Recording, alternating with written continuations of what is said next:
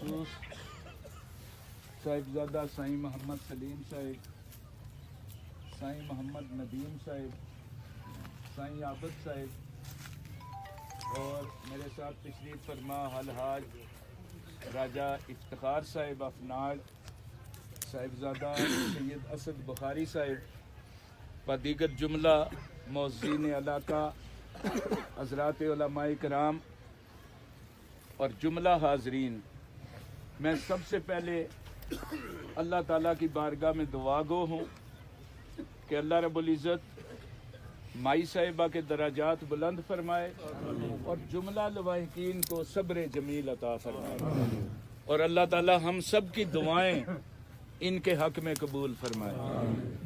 اللہ تعالیٰ قرآن پاک میں ارشاد فرماتے ہیں کہ ہر ذی نفس نے موت کا ذائقہ چکھنا ہے، یعنی موت ایسی حقیقت ہے کہ جو مذہب حق اسلام کی ایک روشن دلیل ہے۔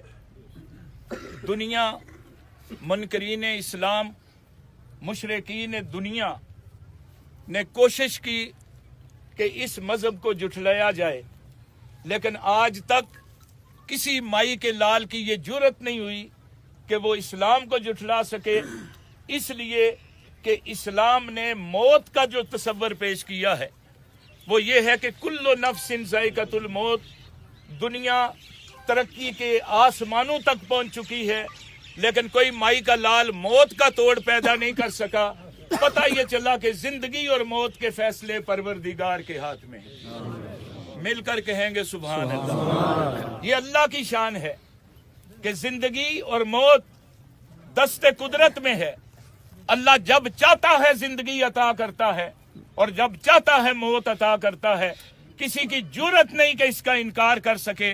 دوستو، یہ ہمارے مذہب کی، ہمارے آقا علیہ السلام کی شان نبوت کی، حضور کی شان رسالت کی، صحابہ کرام رضوان اللہ تعالی علیہ مجمعین کی اس عظیم محنت کی اور آل رسول پنج تن پاک کی عظمت کی دلیل ہے کہ اسلام سچا مذہب ہے۔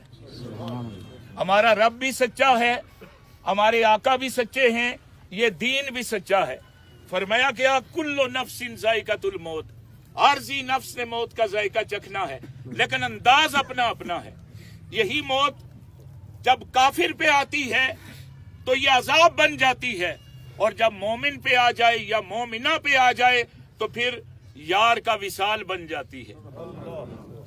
اس کی حقیقت کیا ہے کہ مومن نے اس کا ذائقہ چکھنا ہے۔ اللہ فرماتا ہے کل نفس ذائقۃ الموت۔ جب اللہ نے قرآن پاک میں موت کا ذکر کیا تو ساتھ لفظ ذائقہ کا استعمال کیا۔ ذائقہ کہتے ہیں چکھنے کو۔ اللہ فرماتا ہے موت کو کھانا نہیں ہے، صرف چکھنا ہے۔ یا اللہ اس کی حقیقت کیا ہے؟